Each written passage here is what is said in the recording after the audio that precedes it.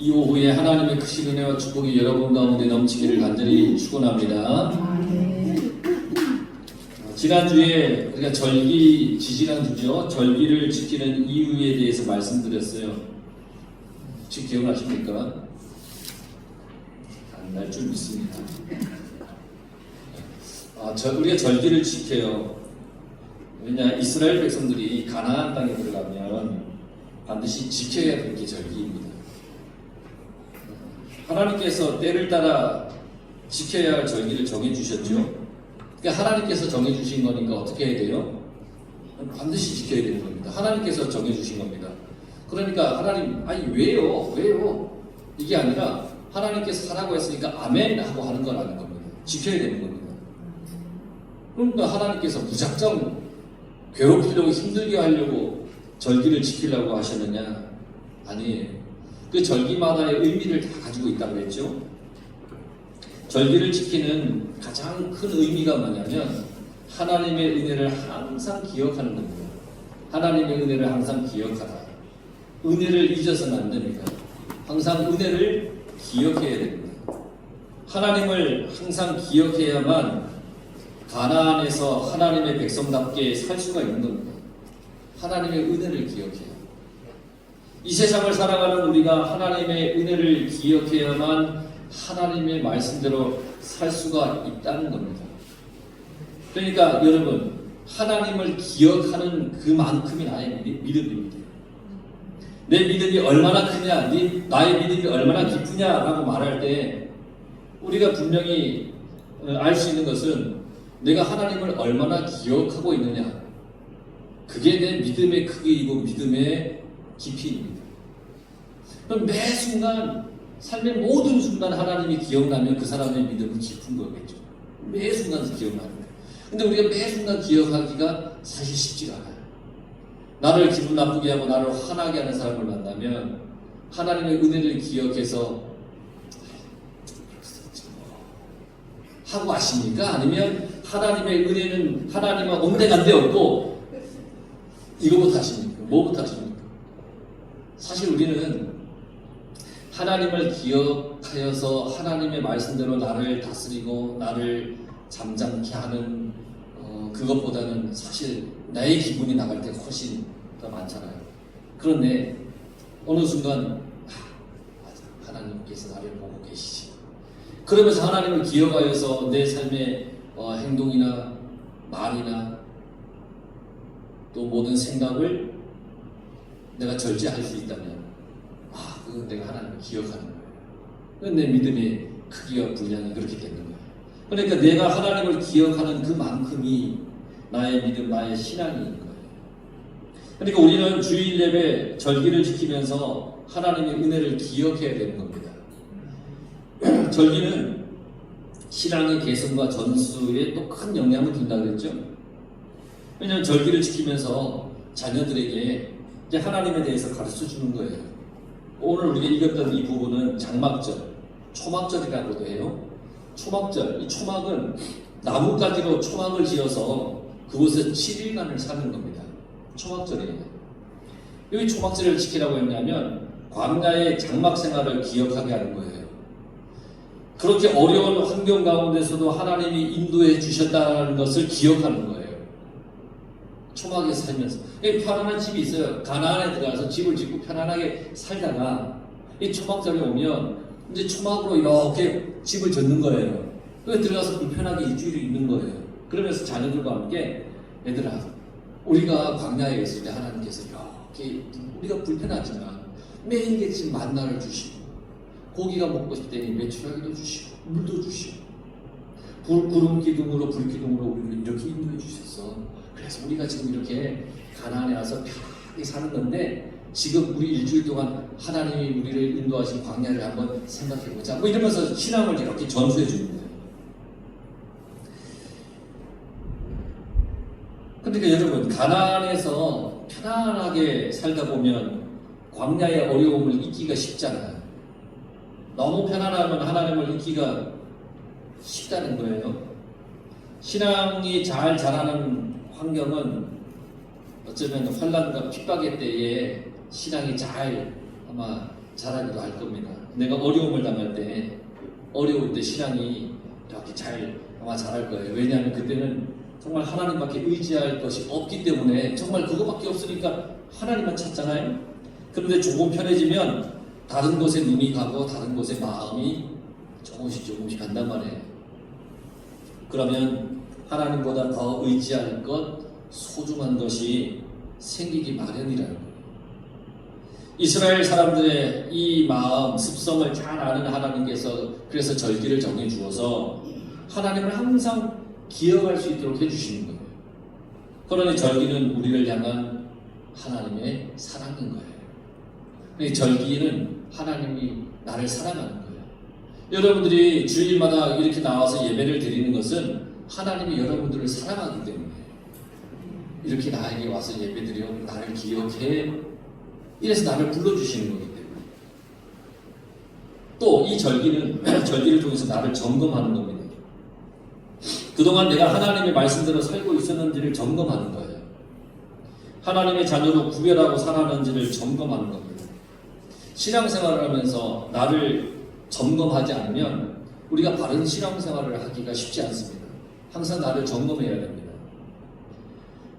지난 구역회 때 감리사님 오셔가지고 구역회 하다가 보고서 작성하셨습니까? 라고 했는데 저는 여러분들을 좀 괴롭히고 싶은 마음이 없어서 이 보고서를 보통 생략을 많이 하는데 그 보고서에 보면 이제 난 1년 동안 내가 신앙생활 하면서 체크하는 부분들이 많아요. 주일 성수를 며칠 했냐, 수요 예배 며칠 나왔냐, 몇 번 나왔느냐, 새벽 기도 며칠 나왔느냐, 헌금 생활은 잘 했느냐, 전도는 몇 명 했느냐, 뭐 이런 것들을 쭉 기록하게 돼 있어요.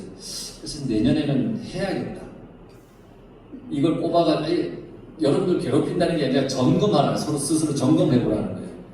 그래서 다들 집들이 머신 분들은 새벽 기도 못 나오면 집에서라도 새벽에 일어나서 기도하고 그러면 새벽 기도 한 걸로 쳐드릴게. 그렇게 가지고 체크를 하세요. 아이 그것도 못하겠다. 새벽 잠 많아서 목소리 딱 깨어나도 못하는데 어떻게 해요. 저는 8시 기도하는 거 그건 뭐 쳐주겠습니다. 어쨌든 내일 기도했느냐 이거 체크하는 거. 한번 나를 점검해보는 거예요. 이 절기라는 것은 나의 신앙을 점검하는 거예요. 특히 이 절기는 하나님의 은혜를 기억하는 거죠. 주일도 그래요. 주일 예배를 드리면서 내가 한 주간 하나님의 자녀답게 살았는가 하고 점검해보는 거예요. 아, 천국과 지옥이 있는데 내가 천국을 향하는 삶을 살았는가? 아니면 지옥을 향하는 삶을 살고 있었는가? 이걸 점검해보는 거예요. 말씀을 들으면서. 그래서 나를 잘 점검해서 그래, 한 주간은 내가 정말 천국을 향하여 살아가는 사람답게 내가 살아야지 하면서 나를 점검해서 세상 가운데 살아가는 거예요. 주의를 그런다는 거예요. 그러니까 하나님답게 내가 하나님 자녀답게 살아야지 점검하고 그렇게 살면서 감사하는 그런 거예요. 만약에 그렇지 못했다면 하나님 앞에서 다시 내가 결단하는 거예요. 늘 나를 점검하면서 믿음 생활을 해나가야 된다는 거예요. 그래서 절기를 주신 이유가 그거예요. 그래서 오늘 장막절 12절에 보면 7째 달 15째 날에 7월 1일은 초하루를 지키고 7월 10일은 속죄일을 지켜요. 근데 7월 15일부터 7일간은 장막절로 지키는 거예요. 12절 계속 보면 너희가 성회로 모일 것이요. 이날은 거룩한 날로 모여야 돼요. 이 절기에 대해서 말씀하실 때 절기는 모두 성회라고 했어요. 거룩한 모임. 더욱 거룩하게 마음을 품고 행동해야 되는 거예요. 더욱 거룩하게. 또 12절 아무 일도 하지 말 것이며 그 모든 절기에 다 해당돼. 아무 일도 하지 마라. 이때는 나의 영을 재충전하는 날이에요. 그러니까 아무 일도 하지 말고 하나님의 말씀, 하나님만 생각해서 나의 영을 충전하는 거예요. 나의 영이 충전되기 위해서는 어떻게 해야 되느냐? 오직 하나님만 생각해야 되는 거예요. 하나님. 그러니까 절기는 하나님께만 집중해야 되는 거예요.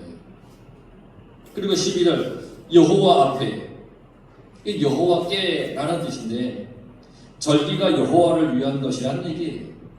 그러니까 절기는 나를 돌아보고 은혜를 기억하는 날이기도 하지만 근본적으로 여호와를 위한 날이라는 거예요. 하나님을 위한. 하나님 앞에 하나님께 절기를 지키는 거예요. 하나님을 위한 것이라고 할 때 우리의 태도는 어떻게 해야 되느냐? 감사해야 됩니다. 하나님을 위한 태도는 감사의 마음이어야 합니다. 은혜의 감사, 지켜주신 것에 감사, 나를 돌아보게 하심에 감사, 하나님께 다 감사하는 거예요. 그래서 감사는 하나님의 은혜를 기억하여 드리는 거예요. 하나님의 은혜를 기억하여서 드리는 게 감사예요. 하나님 은혜 감사합니다. 하나님 은혜 주셔서 감사합니다. 하나님의 은혜를 기억해서 드리는 게 감사해요. 내가 하나님께 감사합니다 라고 할 때는 하나님의 은혜를 먼저 기억해야 되는 겁니다. 내가 잘된 것을 먼저 기억하는 것이 아니라 나를 이끄신 그 은혜를 먼저 기억하는 겁니다. 그게 감사한 겁니다. 그리고 지킬 것이라 그랬죠? 지킬 것이요. 히브리어로 베하거템, 이 말의 뜻이 뭐냐면 취한 사람과 지키다, 즐겁게 기념하다, 순례 축제를 거행하다, 뭐 이런 뜻을 가지고 있어요. 그러니까 큰 기쁨으로 축제를 누린다는 겁니다. 지킬 것이라는 것, 지켜라, 절기를 지켜라, 큰 기쁨으로 하나님 앞에 축제로 드리는 거예요. 그러니까 하나님 앞에 절기를 지킬 때는 큰 기쁨으로 지켜야 됩니다. 하나님 앞에 여러분들이 나올 때 여러분들은 큰 기쁨으로 예배를 드려야 됩니다. 여러분들이 드리는 예배가 큰 기쁨이 되어야 됩니다. 근데 이 큰 기쁨은 내가 가질 수 있는 가장 큰 기쁨인데 이보다 더 이상 이보다 더 좋을 수 없는 기쁨, 야, 이거보다 더 좋을 수 없어 하는 그 기쁨으로 하나님께 예배를 드리는 겁니다. 그러니까 모든 예배를 드릴 때 이보다 더 기쁠 수는 없어 라고 하는 그 하나님을 향한 마음으로 예배를 드려야 됩니다. 그래서 하나님께 드리는 제물은 최상인 겁니다. 가장 좋은 것을 가지고 오는 것은 가장 너무너무 기쁘니까 이보다 더 좋을 수 없으니까 가장 좋은 흠 없는 것을 하나님 앞에 가져와라. 하나님께 그렇게 말씀하시는 거죠. 이보다 더 좋을 수 없는 사람이 드리는 거니까 가장 좋은 것을 드리는 거죠. 지금 이 시간이 여러분들이 느낄 수 있는 가장 큰 기쁨의 예배의 시간이 되기를 간절히 바랍니다. 그리고 이 장막절에 드리는 제물 중에 14절에 보면 수송아지가 나옵니다. 수송아지. 이 수송아지는 길들이지 않은 어린 황소입니다. 길들이지 않은 어린 황소. 그러니까 사람의 손을 타지 않은 거죠. 길들이지 않은 거예요. 가장 순수한 거라는 얘기예요. 가장 온전한 것이라는 얘기예요. 완전하진 않지만 사람이 하나님께 드릴 수 있는 가장 순수하고 온전한 것, 그걸 하나님께 드리는 거예요. 지금 내가 하나님 앞에 그러한 자세로 나와 있어야 됩니다. 하나님께 가장 순수하고 온전한 마음과 태도로 하나님 앞에 나와야 됩니다. 그저 나를 하나님께 드리는 순수하고 온전한 마음과 태도로 하나님 앞에 나와야 되는 것입니다. 그러니까 나를 하나님께 온전히 드리는 그 순수한 마음, 그 온전한 마음, 그걸 하나님 앞에 가지고 나오는 겁니다. 그래서 하나님 앞에 나를 감추려고 해서는 안 됩니다. 하나님을 속이려고 해서도 안 됩니다. 왜냐하면 하나님께서는 나의 모든 것을 다 알고 계시는 분입니다. 꾸밈 없이 하나님 앞에 나올 때 하나님께서는 나를 받으십니다. 꾸밈 없이. 죄가 있으면 죄 있는 대로, 상처가 있으면 그냥 상처가 있는 대로, 아픔이 있으면 아픔이 있는 대로 하나님 앞에 나오기를 원하십니다. 죄가 있고 상처가 있고 아픔이 있는데도 그걸 아닌 척하고 하나님 앞에 나오는 게 아니라 그 모습 그대로를 가지고 하나님 앞에 나오기를 원하신다는 겁니다. 의사 앞에 자기 병을 감추려는 사람이 없잖아요. 그런 사람은 미련한 사람 아니에요? 마찬가지로 하나님 앞에 나를 감추려는 사람은 아주 미련한 사람입니다. 사람들에게는 나를 감출 수 있죠. 내 마음이나 내 속을 감출 수 있잖아요. 생각도. 때로는 그렇게 해야 하기도 하겠지만, 그런데 하나님 앞에서는 나를 온전하게 다 드러내야 됩니다. 내가 수송아지가 돼야 됩니다. 내 수송아지. 죄 없어서 온전한 게 아니라 나를 그대로 드리는 그게 온전한 겁니다. 여러분들이 있는 모습 그대로를 드리는 게 온전한 겁니다. 그러니까 하나님 앞에서는 뭔가를 숨기려고도 하지 말고 감추려고도 하지 말고 하나님 앞에 내 있는 그대로를 온전히 가지고 하나님 앞에 내려놓으시기 바랍니다. 장막절 내내 드리는 것이 있는데요. 속죄제를 드렸습니다. 7일 동안 속죄제도 함께 드렸고 8일째 장엄한 대회로 모일 때도 속죄제를 드렸습니다. 이것은 우리는 항상 하나님께 회개해야 하는 사람이라는 겁니다. 항상 하나님 앞에 속죄제를 드렸어요. 나의 모든 삶을 하나님께 회개하며 살아가야 된다는 겁니다. 여러분들의 삶이 그렇게 하나님께 회개하는 삶이 되기를 바랍니다. 장막절을 초막절이라고도 하고 수장절이라고도 합니다. 초막을 지어서 7일간 생활하니까 초막절이라고 해요. 1년 동안 거두어들인 곡식을 쌓아둔다고 해서 수장절이라고도 해요. 오늘날 우리가 드리는 추수감사절을 얘기하는 거예요. 초막을 지어서 온 가족이 지내면서 하나님께서 광야에서 그들을 인도하신 그 은혜를 감사하고 아무리 어렵고 힘든 그런 상황이라 해도 하나님께서는 항상 함께 하신다는 것을 기억하는 그런 날이라는 거예요. 이와 같이 1년간 수고해서 거둔 곡식을 쌓으면서 먹을 것을 주신 하나님께 감사하는 절기예요. 그러니까 가나안 땅에 들어가서 그들이 추수를 이렇게 하면 얼마나 감격스럽겠어요. 광야 40년 동안 매일같이 만나를 거두어서 먹었잖아요. 하나님 물론 하나님의 은혜인데 그들이 이 떠돌이 생활을 하다가 가나안에 다 정착해서 하나님께서 1년 동안 수확을 할 수 있게 열매를 이렇게 거두게 하셔서 딱 쌓아놓게 했을 때 정말 그게 얼마나 하나님께 하나님 주신 은혜가 감사하겠어요. 그래서 항상 하나님의 은혜만을 기억하며 살아가라 하는 겁니다. 이렇게 곡식을 쌓으면서 이게 하나님이 우리에게 주신 은혜이지. 여러분 항상 하나님의 은혜만을 생각하며 살아가시기 바랍니다. 35절에 보면 8째 날에는 장엄한 대회로 모일 거라고 그랬죠. 장엄한 대회. 아차르 히브리어. 이것은 닫다, 억누르다, 삼가라는 뜻이 있어요. 그러니까 생계를 위한 일을 멈추고 금식하며 하나님께 예배드리는 거룩한 대회라는 겁니다. 자기가 하고 싶은 것을 억제하는 거예요.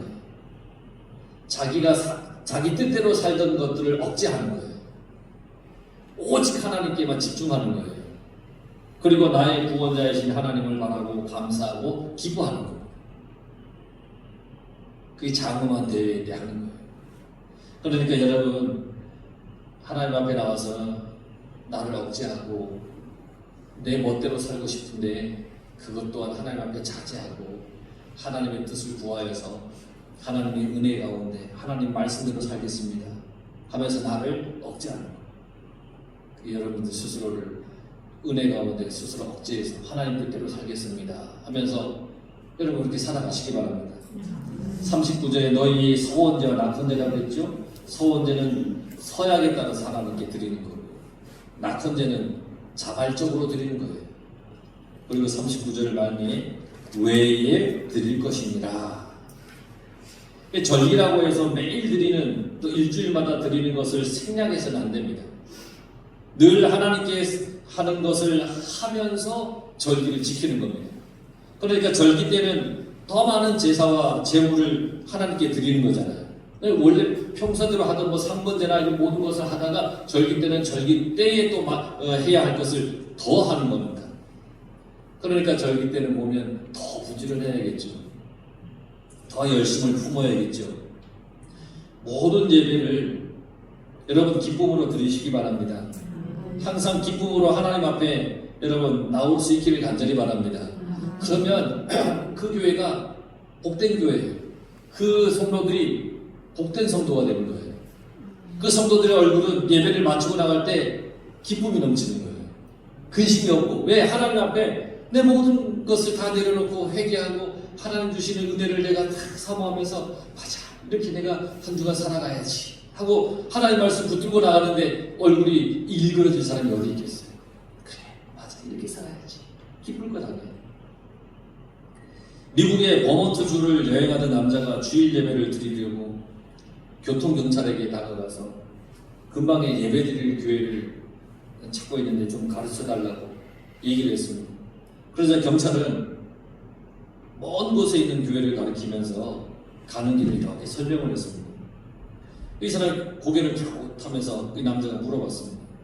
아니 가까운 곳에도 교회가 있을 텐데 왜 그렇게 먼 곳에 있는 교회를 가르쳐 줍니까? 그러니까 경찰이 얘기를 하기를 이 근처에 있는 교회들보다 저 멀지만 저쪽에 있는 저쪽 교회에서 예배드리고 나오는 사람들의 얼굴이 훨씬 기쁘고 즐겁게 보였죠. 저는 믿지 않는 사람이지만 사람들의 얼굴에 기쁨이 있는 교회가 더 좋다는 건 압니다. 그래서 멀리 있는 교회를 소개를 했다는 거예요. 은혜 받은 얼굴과 은혜 받지 못한 얼굴은 세상 사람들의 눈에도 다 보입니다. 기쁨이 드러나는 겁니다. 그러니까 우리에게 예배의 대상은 나의 큰 기쁨의 하나님이신 겁니다.